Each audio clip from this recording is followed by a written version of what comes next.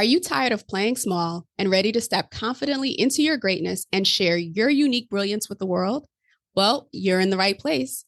I'm your host, Sabine, and I've dedicated nearly 2 decades to empowering individuals and leaders as they confidently navigate the twists and turns of life and career transitions. If you're seeking direction, connection, or just a little push to play bigger, consider this podcast your VIP pass to a community that genuinely understands your journey. Join me every week for candid conversations and practical guidance designed to help you navigate the challenges of life and business, foster a growth mindset, and cultivate meaningful connections. It's time to embrace your inherent power, define your unique purpose, and prosper in every aspect of your life. Let's get started.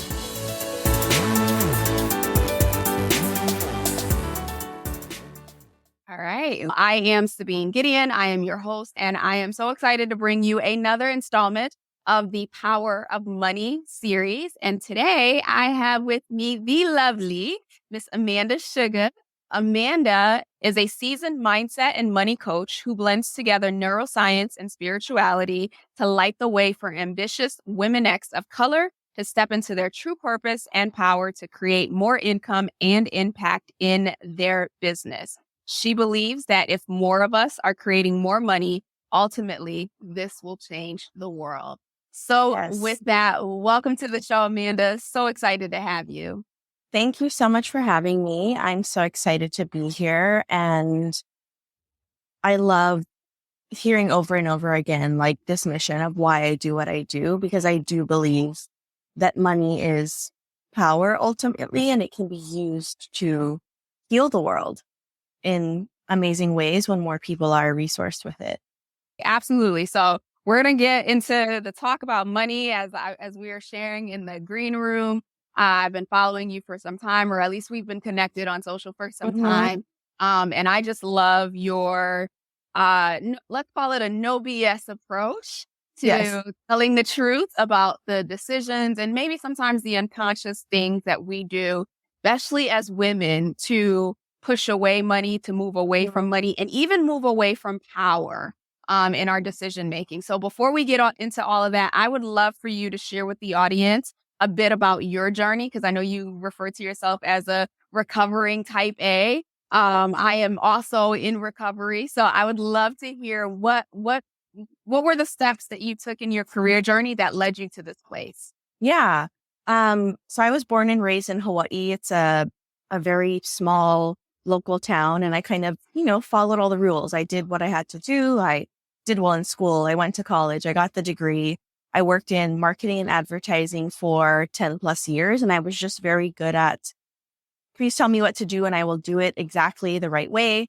I will take any of your feedback. And it was very much this like rule following, get it perfect, good girl situation. And I liked it because it gave me a lot of external validation of like, you're doing it right, you're good enough, you're worthy. And that worked for me for a while in my early 20s. And then when I got to kind of, I guess my later 20s and like wanting to expand and wanting to do more, I started to come up against this wall of like, it's almost like because I was so good at like doing things the right way, like my brain was not used to thinking outside the box. And I became in a position where if I wanted to grow, that was going to be what was required of me. And that was really difficult because if you've grown up following the rules and being conditioned to operate a certain way, when you start to step outside of that, or you start to even think outside of that, all of your internal alarm bells start going off, right? Like, wait, is this safe? I'm not actually sure. And specifically when it came to money in particular, when I was working in corporate, I wanted to make more money. Obviously, I wanted to grow. I wanted to excel. And I found that process of even just desiring that or wanting that was so shocking to my system. I remember asking for like one of the, bigger raises that I got in my job and literally shaking and almost like coming to tears in this meeting with my boss to just even ask like, hey, this is, what I want. And this is what I see. Can I have this raise? I had all of the proof to kind of show like that this made sense from a responsibility standpoint or from a performance standpoint, but it was so shocking to my system. And it's almost like I was not even in my body doing it. The fear and the kind of discomfort that came with it. All of that to say, I think those unconscious reactions that we have, or that reaction that I have, eventually led me into digging into, well, why was I so afraid? Why was I so scared? Why was I so anxious? And that eventually led me into that whole journey of wanting to make more money, led me into spirituality, and led me into looking into subconscious, how the subconscious mind works, how our brain actually works. And it led me into doing all of this work and research and understanding to then be able to kind of understand, well, those reactions were subconscious. Those reactions were just a part of my programming, and they don't necessarily mean that I'm not able to get what I want. They're just kind of the gatekeeper to getting there. So in that journey of kind of going through that process myself of dealing with those limiting and unconscious beliefs, I was able to move up in my corporate career using mindset, using spirituality, kind of looking at the energetics of things and not just looking at the action. So that was my personal journey that eventually led me to want to help other people. Because after I did that, I had a lot of female coworkers in particular, like asking, well, how did you do that? What did you do? And it wasn't just what I did. It was what I was choosing to believe, what I was choosing to be willing to feel, and how committed I was choosing to be to what I wanted, even though the rules or the social norms weren't aligning with that. So that was kind of my journey through corporate to kind of start to untangle and let go of all of those rules, was to kind of go through the muddy discomfort of like, okay, this isn't what I feel like I'm supposed to do, but I'm going to do it anyway. And being supported in that during that time was everything to me. Like having that support of someone kind of pushing and saying like, yes, you can do this. This is okay. Which is what eventually led me into coaching and wanting to help people look at their mindset, but not only that, but to tie it back to their spirituality and what they were truly being called to do as individuals. Okay, so I have a couple questions to follow up. So at what point did it click for you to say, all right, you already had the coworkers who were seeking your support, but at what point did it click for you and you said, okay, you know what? I'm ready to step out. I'm ready to expand this impact and help more women. Yeah, so that actually happened when my son was born. So after having my son and kind of that first like few months of life with him, I started to I think it kind of hit me like, oh, there's something else. There's someone else that I'm doing this for. It became more important to me to expand the impact, not just for myself or other women, but it was like building a better world for him, right? For the next generation. And that I think was when it hit. And I was like, okay, I can't ignore this anymore. This isn't just well, that would be nice. It was like, oh no, I was constantly feeling this call. Like I need to do this work. Yeah. Yeah. So I'm curious, because all of us who step into this space or who gain the confidence, if you will, or the courage to talk about money openly and talk about our relationships and maybe even like the darker sides of our relationship. I'm curious, what was your and you don't have to go into too much detail, but what were your initial introductions to money? Like, what were some of those things that fed that belief of unworthiness and that so much of your identity was tied to money? Right. I think growing up where I grew up, small town, if you're familiar with Hawaii, there is a lot of colonization here, obviously, because the Hawaiian monarchy was overthrown at some point. So it's kind of woven into the culture here, but I definitely grew up with a family where it was like, work hard. You have to work hard. Like money is hard, hard to make. It's limited. Like we have to be very careful with it. It's hard to come by, but there was always this story of it's for them. I come from a family, that's partially a minority, Filipino and Portuguese, which in Hawaii is kind of considered like a minority groups. And so it was always like this story of, well, that's for them. That's for rich people. Or it was just this story of limitation and this story of the other of kind of making it different. And it almost felt like I was always ingrained with like hard work is how you prove that you're good enough. And money was almost this, well, if you do the hard work and you do prove you're good enough, then you'll get the money. So it was almost like the money was the validation, which I now know is not the case, but it was like this constant wanting and proving and working hard.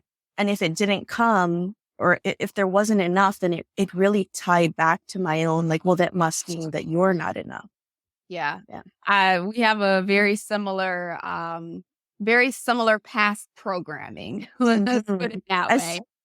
Yeah. As I think a lot of people do, and maybe unconsciously do.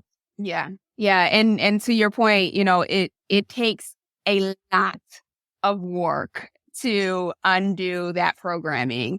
And it's almost like the older you get to undo that work, like the more layers and years and decades of that to undo. So kudos to you for, recognizing that at such an early age and starting to do the work, and now really stepping into this place of supporting others who want to do the work or who need support. I imagine, similar to me, you didn't have a you guiding you through this process, and even more so being led by the information and the sources and the resources that made themselves available. So thank you for doing this work, because Lord knows if I had a me or if I had a you going through that process, it would have been so much easier. So I'm curious, as you think about, or with regards to the work that you do today, tell us how you help women in business, women entrepreneurs. So the process I would usually take someone through is really like getting them quiet, getting their mind quiet, and actually doing the exploration and the visioning work to be like, what is it that you really want? Because I think that society has programmed us with a lot of like things we should want, like a house or a car or a bag or, like these things, but it's really giving them the space to actually explore, like, what does abundance, if we want to use that as a term, with money and otherwise look like for them? How do they want to go about doing that? So really taking time to like explore what that could look like and giving them ideas of what that could look like. Because I think the difficult thing about all of this is it's hard to become who we don't see.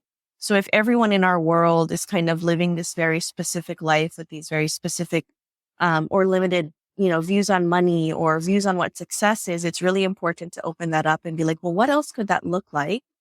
Having them kind of come to a place of, well, this is what I would like, and this is what it looks like for me.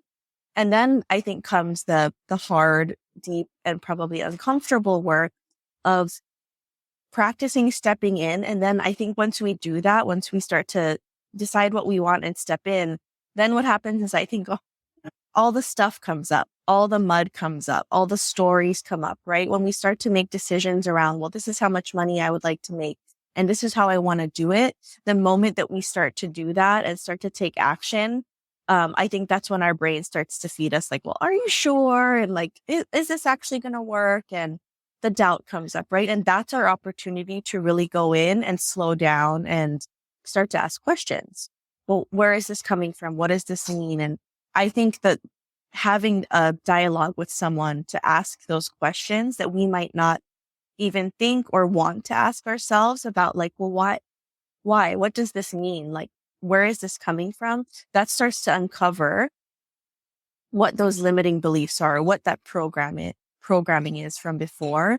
And then that process takes us through just bringing light to it. That really helps us start to see it, process it, acknowledge it. And then we know, okay, well, if someone has a limiting belief, like I'm not worthy, on the other end of healing that, we look at how do we start programming what we want into the subconscious mind? How do we start programming, I am worthy? How do we start showing the brain, which is very tedious work? I think that maybe a lot of people won't want to do is like, how do we actually show it proof that we are? And this is as simple as taking the time each morning to write down 5 different ways that we are worthy. And I think this is the work that does the most change, because it is work that the brain will want to ignore or want to say like, I don't know, or it will want to say like, I don't have time for that.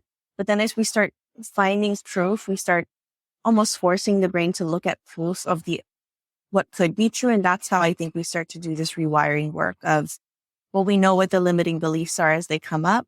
We get to look at them and then we start to program in, well, what do we want to believe and how is that already true? And that's how we start to make the shift in how people are really seeing themselves.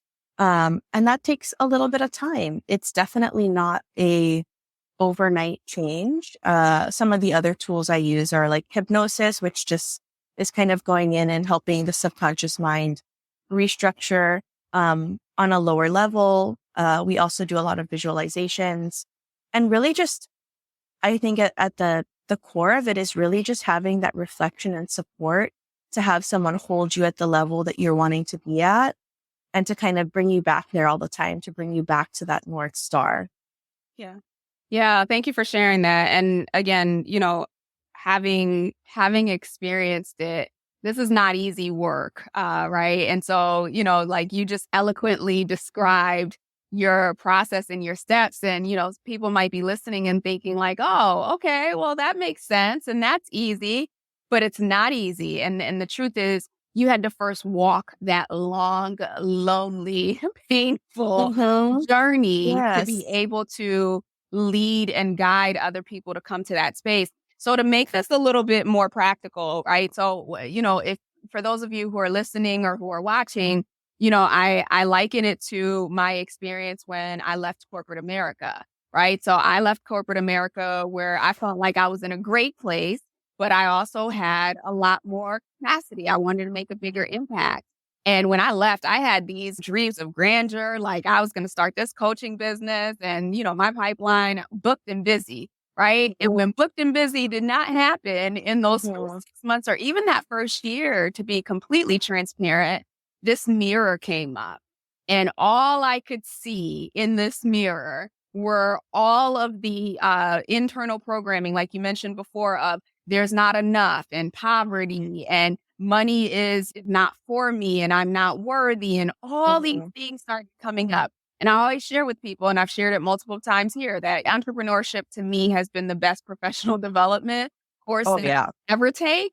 Because it reveals so much about you. And similar to you, a lot of us who go into coaching, it's because we sincerely want to help support other people and we want to help them heal from the things that we've had to heal from. But it's almost like when we step into this place, we think, oh, okay, I'm good now.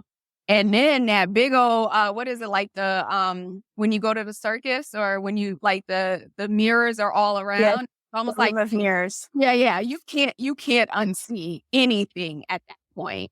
And so basically what I'm hearing you say is that you support your clients as they go through that journey of, regardless of whether they're still in corporate, they started their business, wherever they are, defining what it is that they want. And then when they step into the house of mirrors, right, so to speak, you are there to say, okay, let's just focus on this one mirror right now. What do you see? What is being reflected back to you? Do you want to receive it? Do you not want to receive it? How do you want to change it? Once they're through that, then all right, let's look at this next mirror and let's look at what it's reflecting back to us. Exactly. That's such a great analogy, right? It's helping them not get lost in the mirrors and all of the other stuff that's coming at them so that they can actually keep moving forward. Because I think that I agree. Entrepreneurship is like the thing if you want to like really find yourself and find your soul and really get down to who you really are. And having a guide through that is, I don't think it's necessary. I think people can definitely do it on their own, but having someone to guide you who's not standing inside of the mirror, someone who's like standing on the top and it's like, I can see exactly where you are. Let me help you take the next step, because I think it's really easy to get lost in those mirrors, right? It's really easy to spend weeks or months or years even like just trying to figure out, well, which mirror am I looking at? And yes, exactly. I love that analogy so much. I'm definitely going to use that, but it's definitely like helping them keep going so they don't get lost in that hall of mirrors so that they can get to their next destination, so that they can get to the other side. Yeah. I love that. We are speaking the same language. So let's deepen this a little, right? So the whole point of this conversation was to, of course, illuminate our challenges, right? And some of the subconscious, some of the inner workings. We know that there are external factors out there that exist in society, right? To keep women in a space where our relationship with money is always this thing that keeps us away, right? And I'm saying money, and for those of you who have been watching or been listening to this, you understand that money is just the external vehicle, if you will. But in reality, there are things externally, but there are also things within us that keeps us from owning our power, from owning our truth, from even doing the work of and giving ourselves permission to identify what it is that we want in this life, to identify what is our soul's purpose or our soul's work, and then to actually take the courageous steps to move forward. Money becomes the outcome and the result of that. But really what keeps us from stepping into this place of power, like like I read in your bio, when we have more money, when we access it, we have more power because that's the society that we live in, right? We need money to be able to do things. And it's the shifting of the mindset that it's not about having money so I can hoard or so that I can brag and say I have all these things. Although if that's what you want to do, cool, like you are well with, right? But it's also this understanding that the more we have, the more we're able to do. We as women were wired to nurture, we're wired to give, we're wired to look at what's happening around us and to support. And so we're doing ourselves a disservice as well as society around us that we so desperately want to change when we keep ourselves small, when we keep ourselves limited, when we say, no, I don't need all that money or that's not important to me. But it is because you want to change your community. You want to change the trajectory of your children's life. So talk to us about like, what are some of the things, and there's no right answers here, but what are some of the things that we can start to do to recognize when we're operating or we're creating scarcity in our own minds and creating it around us and still wondering like, well, why is there a pay gap? Why is there all this inequity? Why am I not, this or that or whatever? Right. I think one of the biggest the easiest things to see or look at is how we're receiving, right? I think as women, you got the nail on the head of like, we've been conditioned to be helpers, to help everyone else ahead of ourselves. And I think that has resulted in this, like, we shouldn't receive. So receiving money, I think ties to the way we receive anything else. So looking at how we're receiving support, love, a really good one is like if someone's buying you coffee, someone's paying you a compliment, like someone's giving you something, what most women will do is be like, oh, no, like you don't need to do that. Or like, oh, like they kind of will deflect. They will block themselves from receiving that thing, whether it's a coffee or a compliment or just like even help with groceries. It's kind of like this, I don't actually like, no, I'm good. I can do it myself, which is rooted in scarcity, right? It is rooted in like, I don't need XYZ. We don't need anything besides food and like, we don't need running water. We don't need toilets. Those are all preferences. But I think when we start to see the words need come in, when we kind of start to deflect receiving, that is a really good indication of where we're also blocking money, right? So if we're not receiving help or support or love, or even being open to receive, someone buying us lunch or someone giving us coffee or someone holding the door open, even those are all ways to kind of start to see like, where am I blocking receiving? And then like starting to ask like, well, why is that? Like, why am I pushing that away? And that has a lot to do with this whole conditioning of that we are supposed to just be helping and that we're supposed to be supportive. And that it should come before like our desires and wants and needs, right? Like, and I think that's part of our instinctual, as women, like we're nurturing, we're caregivers. And I think that's just been exploited over the last several hundred years into our society where it's like, well, you should be cleaning the house and taking care of the kids and doing all these things without, it's like unpaid labor without, being paid for it, without being compensated for it. And So looking at how you're receiving is a really great thing to look at.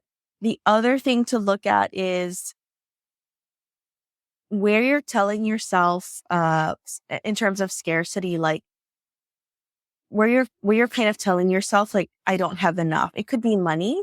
It could be time. I think that those are very tightly connected. It could be just not having enough support. So it's interesting, right? Because we'll say as women, like, I don't have enough time and I don't have enough help and I don't have this, but then at the same time, we'll also push.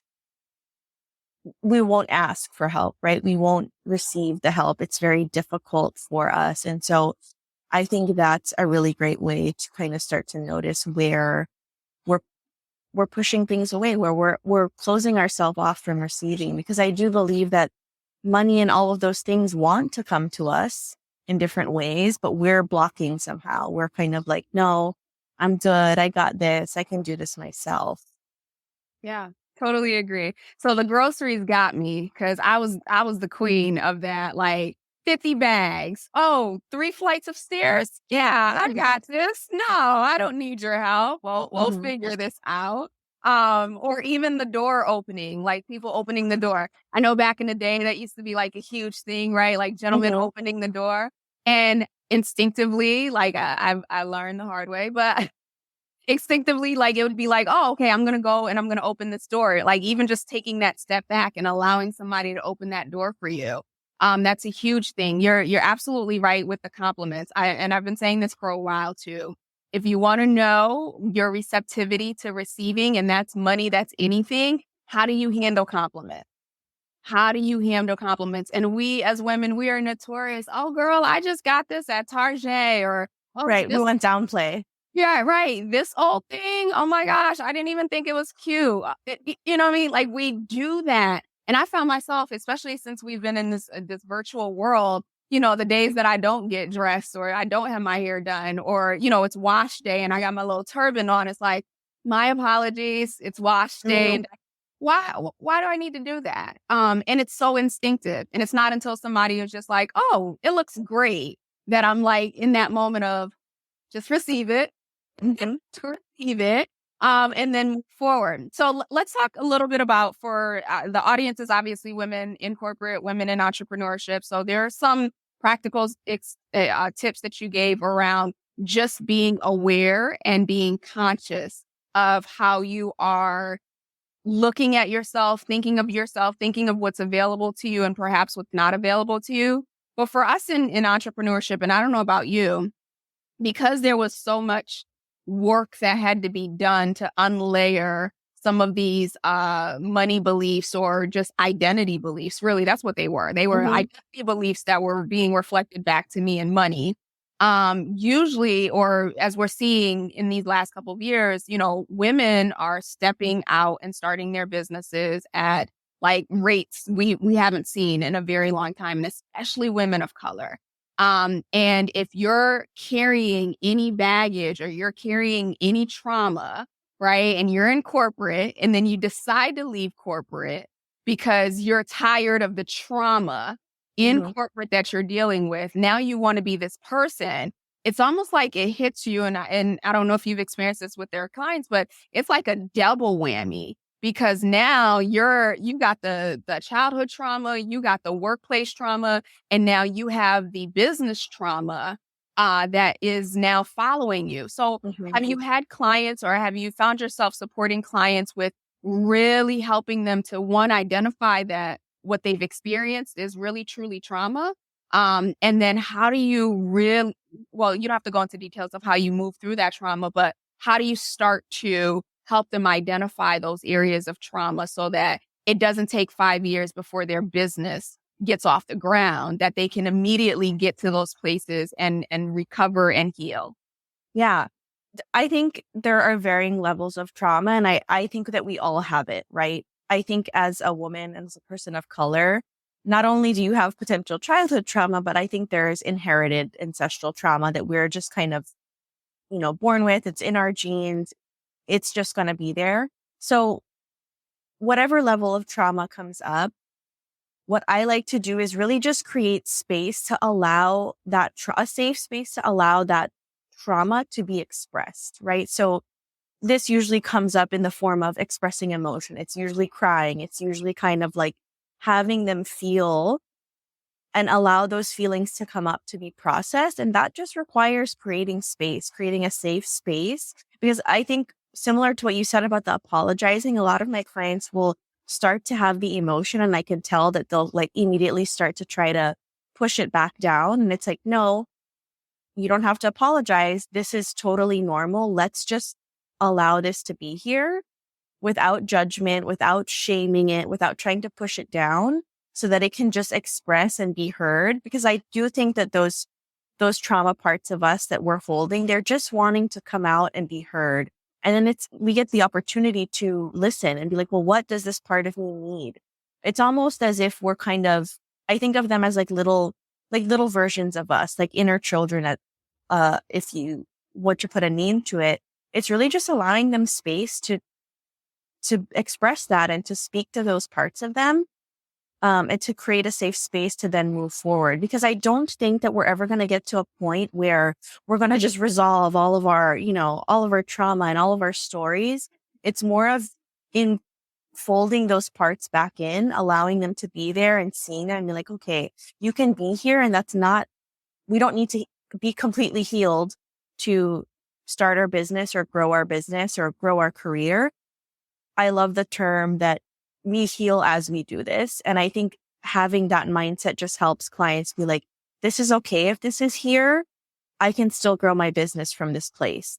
Right here is more than enough. And I think that allows this kind of fluid process of, yes, this is going to come up. You probably will cry multiple times a week as you kind of uncover this. And that's okay. That doesn't mean you're behind or that anything's broken. This is just part of the experience. So really just setting it up as like all of these emotions and these traumas are normal and just part of the journey. Yeah. A couple of great points there. I think the challenge is when we step into entrepreneurship, or even for those of us who have been doing it for a while, and we're actually doing the work, right? The hard work behind the scenes. Mm-hmm. It's so easy to look at these highlight reels, whether they be on Instagram or whatever social platform. And, we're looking at others, and yes, we might be celebrating them and we might be excited about what they're doing, but we know that we're in the middle of a valley working through something, and that can start us to get to the place, if we allow it, to start to look at us like, oh my gosh, like I'm losing and I'm like, I'll never get this and da da da da, and not recognizing that I don't know one successful person who does not have a story of struggle. Now, that does not mean that you have to lean into struggle, but part of getting to that place of success is becoming who you really are. And that means shedding. There's a lot of pain there. There's a lot of emotion. Something that you brought up made me remember a book that I read not too long ago, Children of Emotionally Immature Parents. I forget the author, but I will include it in the show notes. And basically what it talked about, the doctor who speaks to this is, oftentimes we are raised by individuals who don't know how to deal with their own emotions, or they learn certain defense mechanisms. And when we demonstrated an emotion that they either weren't familiar with, or they weren't comfortable with, or that made them see their own stuff, then it was stifled oftentimes. And we as children, we grow up thinking, okay, well, something is wrong with me. I can't show this emotion. I can't be angry. I can't be sad. I can't be whatever. And we're picking this up unconsciously because of the reaction of our parents or our caregivers or whatever the case may be. And so I'll speak for myself. We grow up in this space of like, I got to be strong all the time because weakness is not okay. Like vulnerability is not okay. And yes, that served me in my household because that's what I needed. But as you grow older, like first of all, you can't be leading anyone without, being okay with being vulnerable. You can't build a business without showing who the real you is, because that's what people are really, investing into.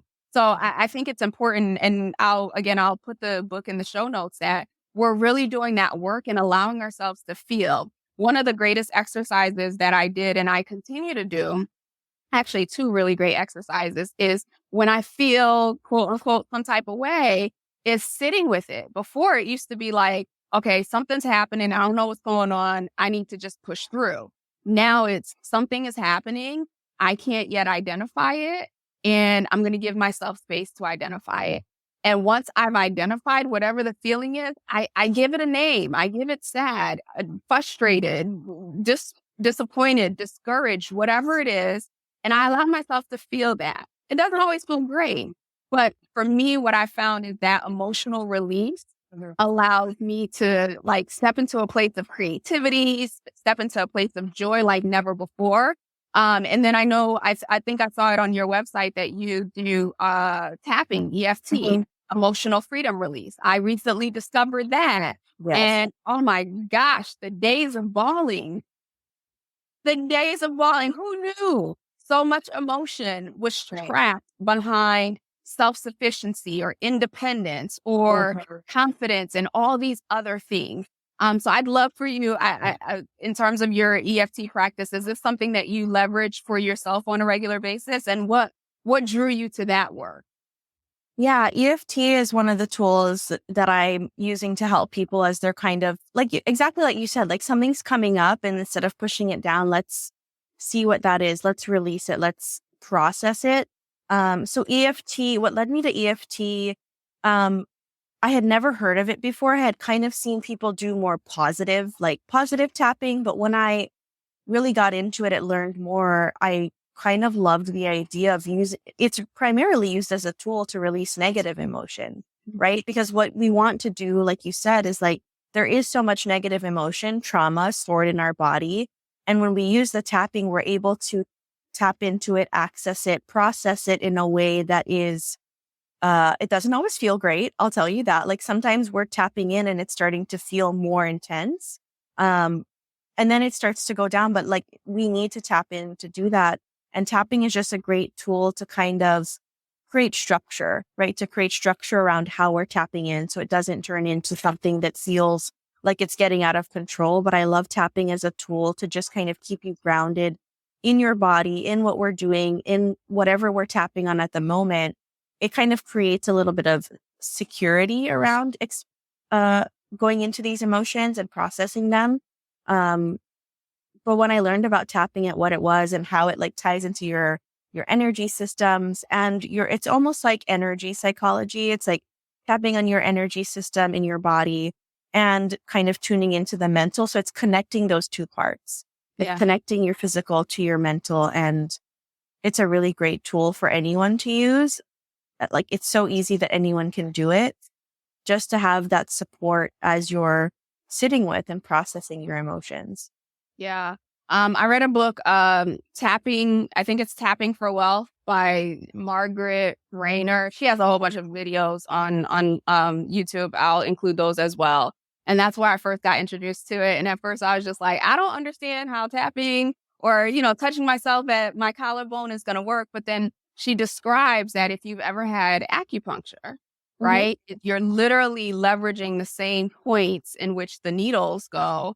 But you can do it yourself. So as we're wrapping up here, the series was meant to be to help women get to a place where we can be honest about what's working, what's not working, what we're feeling, and then also learn from individuals who they live in this space. I was listening to this book by Wayne Dyer, and he talks about like you can't give what you don't have, right? So it's almost like, and he gave one example, like if you wanted to make orange juice, you need an orange. The point is you need that orange to squeeze.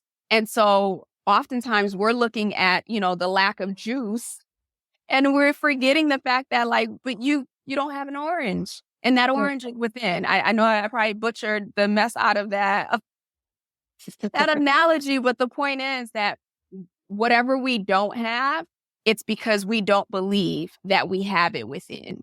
And if there's something that we want in our lives, whether it's, more money or more power or more impact or more influence, whatever that thing is, that it's not going to come from the outside. Someone's not going to magically tap you on the shoulder and give you, or even if it's just more love, more support, more kindness. In the space that we're talking about being effective leaders, it's all about empathy. It's all about compassion. You can't give compassion or empathy if you don't first give it to yourself. Exactly. So with that, I definitely want to be respectful of your time here. A couple of questions for you for the blitz session, and then I want you to share with the audience how they can get in touch with you, how they can reach out to you. So real quick with these 3 questions, knowing what you know now, if you could go back to a younger version of yourself and give her some key advice, what might that be? Yeah. The one thing I would say to her is like, you're already enough. You already have it all in here. Exactly like you said, it's coming from within. And I think I would just keep telling her over and over again, you already have enough. You already are enough. Trust that. Yeah, I love that. I love that. And when you believe that, you create more than enough. Exactly. And not the scarcity that keeps you in that cycle. Love it. And so when you think, look ahead, right? You're looking at your life 40, 50, 60, however many years from now, and you're looking at the impact that you've been able to make. What do you want that narrative to be? I want that narrative to be, I think, similar to like what I said at number 1, for women to see that they already, I think becoming your best self is really just you realizing that you already are. And there's nothing else that needs to change. There's nothing else that really needs to be better. It's realizing that. But the impact the material impact would be like seeing women step up, own their unique magic and power, and be paid for it. Be paid in a way that nourishes them, nourishes their community so that they can live the kind of lives they want to live. So that really looks like just women being able to support themselves, being able to know that they create money from within themselves first, being able to know that they're never going to have to say no to something that they really desire, or something that their children desires, or that their family desires, because they're going to have enough. And I think that looks like more female entrepreneurs just making a lot more money and then spreading that in their community. Because like you said, we can't give what we don't receive first. And so it's really this kind of circle of abundance situation where we have women who are resourced, who are supported in many different ways in their businesses and lives, and who are then sharing that in their communities, right? Giving back, supporting communities, supporting their families in so many different ways. I love that. Thank you. And then last question, I'm a big reader because I believe leaders are readers. Are there any books, or is there a book that you've read during your journey that you feel has been, critical to your success, or supported you in the journey of healing? Yeah, I would say the one that comes to mind is The Gap and the Gain. I think it's by Dan Sullivan. But it really talks about this idea of viewing the world from the gain meaning how you already have enough, how you already are enough, versus the gap, which is looking at things of like, well, I'm so far from there, or this is how far I have to go. And it's really a really easy read. He explains it in very simple terms, but that book really kind of changed things for me on a mindset level of like, oh, it just explained it in a different way. And that's one of the books that I recommend all of my clients read. Okay, awesome. We will be sure to include those in the show notes. And so, Amanda, for those who are watching and listening, who want to connect with you, who want to learn more about the work that you do, how can they get in touch with you? Yeah. I spend a lot of time on Instagram. My username is @theilluminary.co. My website is www.theilluminary.co. And I'm always there sharing content. DMs are open. I love having chats with people or connecting with them. Awesome. So thank you for being authentically you. Thank you for creating the space for women in business to, look at that mirror and not judge themselves by that mirror, but to really take a deep look at what that mirror is telling us so that we can move forward and that we can heal. So with that, thank you so much, Amanda, for coming on, for having this conversation with me. So with that, have a wonderful rest of the day, and we will be back next week. Have a great day. Thank you. Bye. Hope you enjoyed this week's episode. If you found today's conversation helpful or got a piece of insight that you plan to implement in your life, I'd love to hear from you. Connect with me on LinkedIn at Sabine Gideon and send me a message, or feel free to leave a review on either Apple or Spotify. I also invite you to share this episode with anyone in your network, another powerhouse possibly, who you think might benefit from today's conversation. Lastly, as always, any links, any resources, or any upcoming training is included in the show notes, so be sure to check that before you leave today. Until we chat again, have a blessed and powerful week.